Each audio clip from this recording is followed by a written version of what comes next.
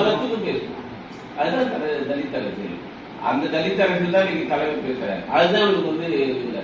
இவர் தான் இந்தியா முழுவதும் பெரிய அரசியல் பேசுறாரு. இன்னைக்கு தமிழ்நாட்டுல அறிவுபூர்வமா விஞ்ஞானபூர்வமா அரசியல் பேசக்கூடிய ஒரு தலைவர் திருமணம். அதனால அவனுக்கு ஏற்றுக்க முடியல. அப்ப சாதி வெறியர்களுக்குள்ள ஒரு கோபம் இருக்குல்ல, அந்த கோபத்தை இவன் வந்து பிரதிபலிக்கிறாங்க. அதை வந்து இவங்க ரசிக்கிறாங்க.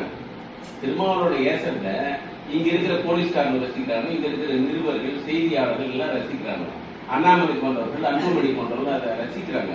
அதனாலதான் வந்து இவனை வந்து நம்ம பிரதிநிதி கை வச்சுட்டாங்க.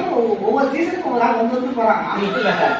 நம்ம பிரதிநிதி ஆச்சாவன் நம்ம நம்ம பிரதிநிதி மேல இப்படி பண்ணிட்டாங்களேன்னு அவங்க அதனாலதான் வந்து வராங்க. கைக்கூலிகளே, அதாவது கைக்கூலிகள ஒரு பெரிய தலைவர்களா அவங்க பாதுகாப்பாருன்னு அவங்களுக்கு அதை வந்து அவங்களால இருக்காங்க. நம்ம ஆளுங்களை வந்து இதை பத்தி எல்லாம் பேச மாட்டாங்க, பசங்க பேச மாட்டாங்க. ஒண்ணுங்களா